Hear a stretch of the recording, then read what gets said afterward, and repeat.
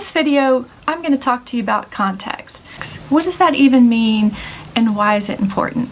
Context is the situation in which creativity is needed, wanted, or expected. Other factors that come into play in a context are the purpose or objectives, the desired outcomes, the nature of those outcomes, and the way that those outcomes are determined to be successful or having achieved the goal of being creative. Now, what are some examples of a context? Let's look at psychology. If you're talking to a psychologist about creativity, they might tend to focus on things like personality, attitudes, behaviors, characteristics, and attributes of creative people and or compared to less creative people. A practicing psychologist may encourage their patients to take part in creative activities that help them with self-expression, things like drawing or painting or journaling or letter writing. Okay, another example, let's look at neurology. A neurologist is going to look at the actual brain. What are those neurons doing in there? What's lighting up or staying dark when a person is thinking or taking part in a creative activity? What are the patterns in those neural connections? Okay, let's move to business. A corporation is going to want creativity from their team in the sense of, can you invent a new product? Can you modify or innovate an existing one? Can you reconceptualize the packaging or the way it's marketing? What about the way it's perceived by the public? That takes a lot of creative thought and energy. Now let's move into government. Can governments be creative? Do they need creative people? Yeah, sure they do. Let's say you're in the middle of soft diplomacy or policy changes, and what you have isn't working, or the country that you're negotiating with is not happy with your terms. Well, you got to go back to the table and you've got to think about it in new ways. You've got to ask different questions and come up with different perspectives in order to bring something back to the table. That requires creative thinking. Okay, and let's move into the creative industries. In today's world, which is more visual than ever, it's a great market for people with artistic skills and expertise. Whether you're looking at the movie industry or advertising or graphics, people not only want technical skill, they want you to be able to bring something new to life. Maybe they've got the idea, they've got the storyline or the concept, and they need you to take it and run with it. That requires creative thinking, creative problem solving.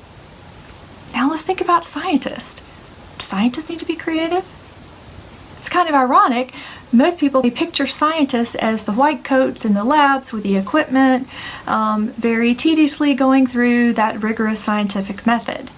But scientists are some of the most creative minds of all, to me. They are, because they have to imagine hypotheses, they have to explore alternative connections, they have to investigate phenomenon, they have to ask questions that no one else thinks to answer, and then they have to figure out a way to study this phenomenon, and that in itself is problem solving. How do you study something that hasn't been studied? How do you ask questions about something that no one's asking questions about?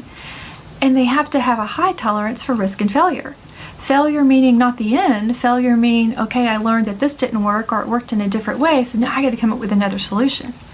So a scientific mind has to be very flexible and very open and very curious to question those things and to push the boundaries of what we know and what we can achieve.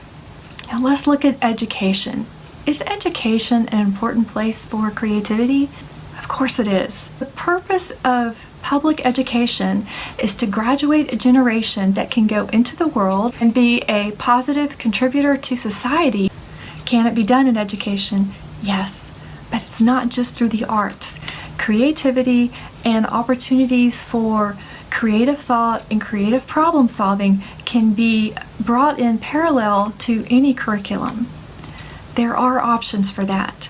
And why is that important?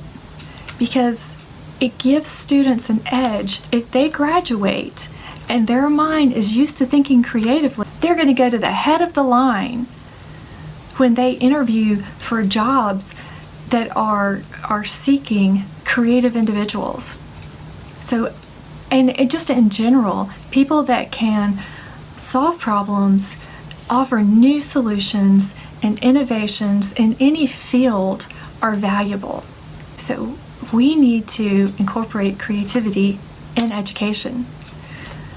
And the way that we talk about it is going to be different. Remember, the context is important. If I'm talking to a business think tank and trying to work with them to increase their creativity, the things that I do are going to be very different than what I'm going to do with a kindergarten art teacher or a 5th grade social studies teacher.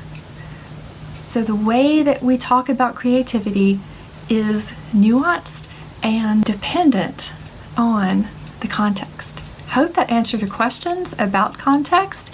If you have any more or just want to add to the conversation, please drop some comments below or email me, and I'll see you in the next video.